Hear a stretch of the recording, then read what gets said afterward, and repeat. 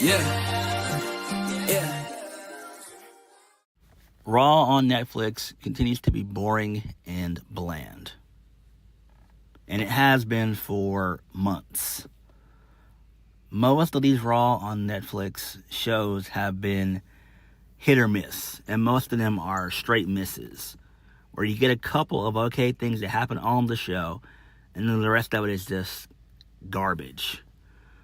But there's really nothing we can do at this point. But I also feel that WWE has a lack of star power on these shows, Raw and SmackDown. John Cena, he really shows up. Randy Orton, same thing. CM Punk, same thing. Roman Reigns is definitely checked out. He don't even care. I think Roman will probably end up being done with WWE probably by WrestleMania 42 or maybe even WrestleMania 43. So he'll probably be done with WWE in the next couple of years. I don't know, man. I really don't know, but there is a lack of star power on these shows, and it's not good. It is not good. I don't even really know what to say, though, at this point. I don't. And I also feel that WWE is running themselves thin. We're trying to do so much. They just did Backlash not too long ago. They're going to do Saturday Night's Main Event. And they are looking to do Money in the Bank in June, early June. And then in 3 weeks after that, they're going to do Night of Champions in Saudi Arabia. They're running themselves thin. But, whatever. You know, they're focused on just making money. That's all they care about, as long as asses are in seats. And that is going to come to a screeching halt probably in the next few months. So, whatever. But we're going to go ahead and get into Monday Night Raw from May the 19th, 2025.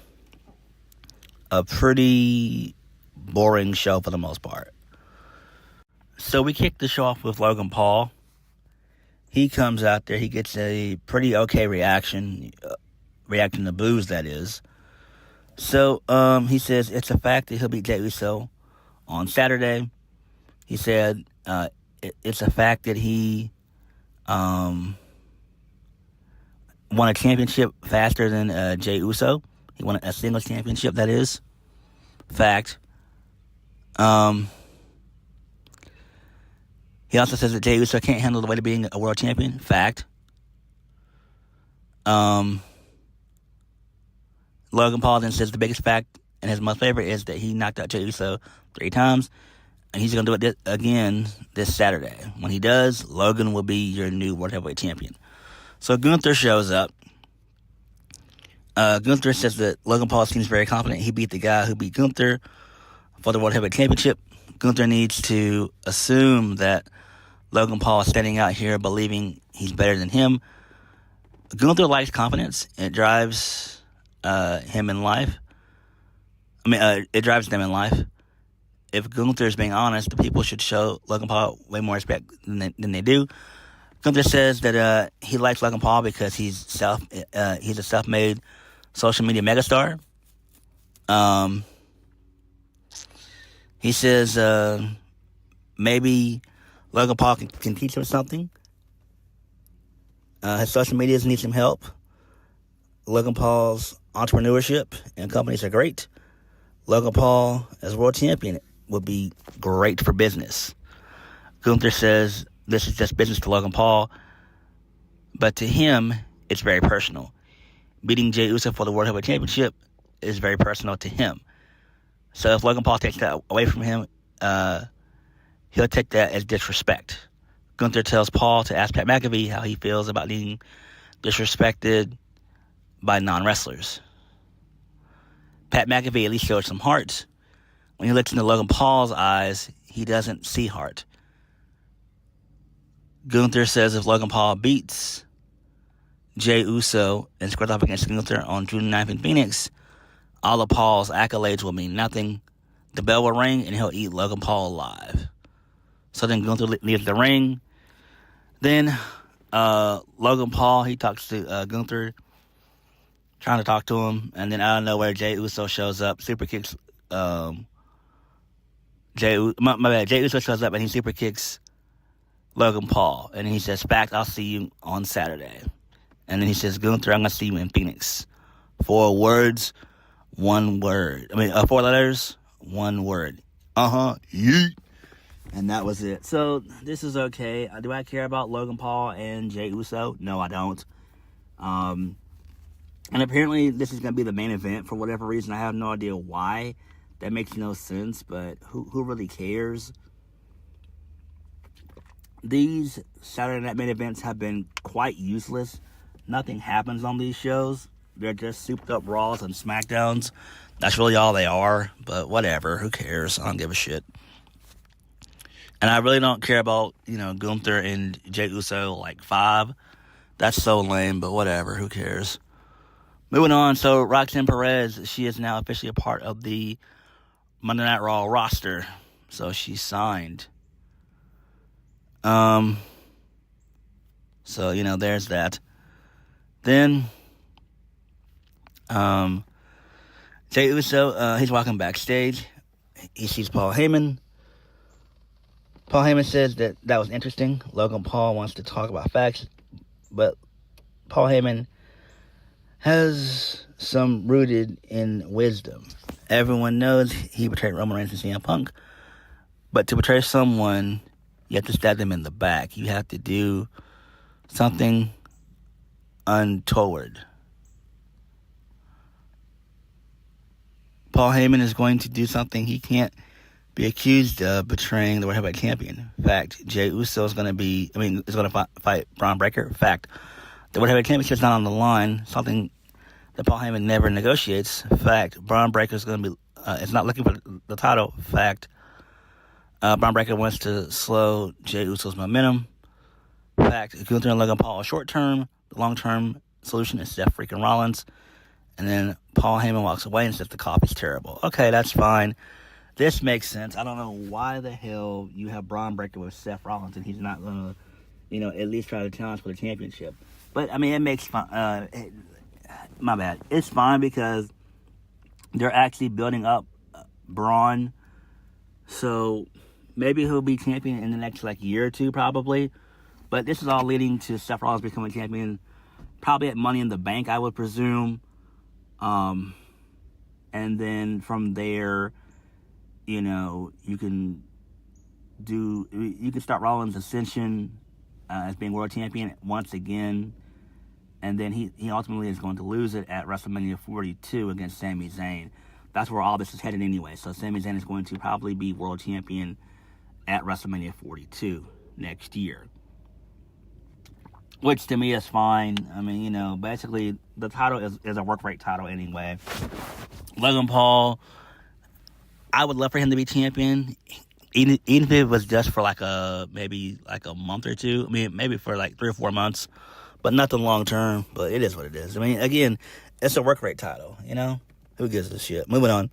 First match of the night: AJ Styles and Penta versus the Judgment Day, Finn Balor and JD McDonough. Match was okay. Match was, long and everything. So basically, El Grande Americana, he showed up through the crowd, and he had a Penta in the back of the head, and then this allowed for Finn Balor to hit the coup de grace for the 1, 2, 3. Okay, that's fine. Do I care about this? No, because I don't really give a shit about Judgment Day. I just don't. And we've already seen AJ Styles and Finn Balor, all right? They're two vets. So, whatever. It's fine. I'm a fan of both guys, but why did Penta have to lose this? Come on. If this was Finn Balor from NXT and stuff like that, I could say, what the hell? If he was world champion and all that stuff, that would make sense for Balor to win. But Finn Balor now, for the last 2-3 years, hell no. Whatever, though. Moving on. So, Kathy Kelly, she's backstage with Io Sky. She asks how she feels about the winner of the Money in the Bank potentially challenging her. So, Becky Lynch walks up and says that Io Sky has never defeated her one-on-one. Io Sky says she'll be ready for anyone. Becky Lynch says she already put one champion down and we'll do it again. Okay, that's fine. Moving on. Logan Paul, he's on the phone complaining that he wants to go home. So Seth Rollins walks up and says Jey Uso will be hurt tonight for sticking his nose into his business. Whether he walks out or leaves on a stretcher tonight, he won't 100% be. He won't be 100% on Saturday. The odds are in Paul's favor if he can get past Jey Uso and Gunther. Seth Rollins will be waiting on the other side. Logan Paul will know who to thank when he has the World Heavyweight Championship on his shoulder. Maybe they'll run it back from WrestleMania a few years ago, except this time it's for the World Heavyweight Championship, and it's going to be on the line. And then Seth Rollins tells Logan Paul to think about it. Okay, who really cares about this shit? Like, if they were going to attack Jey Uso, they just should have. Like, that's dumb as shit, but whatever. Moving on. So, Logan Paul is backstage. He's on the phone complaining that he wants to go home. So, Seth Rollins shows up, and he says Jey Uso will be hurt tonight for sticking his nose into his business. Whether he walks out or leaves on a stretcher tonight, he won't be 100% on Saturday. The odds are in Logan Paul's favor if he can get past Jey Uso and Gunther. Seth Rollins will be waiting on the other side. Logan Paul will know who to thank if he has the World Heavyweight Championship on his shoulder. Maybe they can run it back from WrestleMania a few years ago, except this time for the World Heavyweight Championship will be on the line. Seth Rollins tells Logan Paul to think about it. Okay, that's fine, but why couldn't they just beat the shit out of Jey Uso? Like, come on. Whatever. Moving on. This leads us into the women's Money in the Bank qualifying match, triple threat. Becky Lynch, Roxanne Perez, and Natalya. Roxanne Perez wins via the Pop Rocks. So basically, Lara Valkyria shows up and she attacked Becky and took her out of the match. They brawled and everything else and all that. And then, whatever. Roxanne Perez winning was the right decision. It makes perfect sense. Natalya can lose 10,000 times and still be fine with it. Who cares? She's been in WWE for way too long. And she's, close to 50? I think she's, in her mid-40s. Whatever. Who gives a shit? But Roxanne Perez, winning makes perfect sense. Right call. Moving on. So, Jey Uso's backstage. He's looking at his title. Sami Zayn walks up. Sami Zayn says he'll take care of Seth Rollins and Bron Breakker on Saturday. He's got Jey Uso's back, and then they embrace and dap up. All right, cool shit there. Moving on. So, this leads us into Adam Pearce. He's with Akira Tozawa and Maxine Dupree, Alpha Academy backstage. Adam Pearce asked if this is what Tozawa wants. Tozawa nods. Adam Pearce says Tozawa will battle Rusev next week. Chad Gable said, Chad Gable and American May, they walk in. Chad Gable says Alpha Academy will be put away for good. Chad Gable wants some qualifying matches for him and Ivy Nile. So then the New Day, they show up and they basically wish Chad Gable and them good luck. I mean, they wish the Creeds good luck. Chad Gable says that he's coming for their titles next week. Well, not him, but the Creeds. So whatever. And then Adam Pearce kicks them all out of his office. Who gives a fuck about this? Fuck this shit. Moving on. This leads us into Sheamus defeating Grayson Waller. Who cares? There's more dissension in the ranks of A-Town Down Under. I don't give a single fuck about this shit. This is a waste of time. They have been trying to break this team up for months. Do it. If you're gonna fucking do it, just do it. Put one of them on Raw, put the other one on SmackDown, and then move the fuck on. Please. Shit. This is a waste of time. Moving on. So then we get Tyrese Halliburton. He's just doing some promotional stuff. Who cares? Fuck this shit. It's a waste of time. I don't even care about this shit. This is the problem with WWE. You spend stuff on segments that don't even matter. Like, come on, bruh. Damn. Moving on, Kathy Kelly, she's backstage with Gunther. So Seth Rollins shows up before Gunther can get a word out. Seth Rollins says what Gunther did for his World Heavyweight Championship was pretty good. Gunther was a pretty good champ. Gunther says Seth Rollins is short-sighted for a visionary. Gunther says he's the future around here. Seth Rollins says, cut the crap. He came out here out of professional courtesy for someone he thought he had respect for. Grow the fuck up. If Gunther finds himself with the title, he'll be treated no differently from anyone else. Gunther will make himself targeted. Gunther says, please, I cannot wait. In fact, he's eagerly awaiting it. All right, that is fine. Do I care about this shit? No, I don't. Moving right along. So this leads us into the second women's qualifying match, triple threat for Money in the Bank. Rhea Ripley, Zoe Stark, and Kairi Sane. So it ended up not being a triple threat match. So early on in the match, Zoe, she went for one of her missile drop kicks. We don't know what happened. The timing was off. And she came crashing hard down on that knee.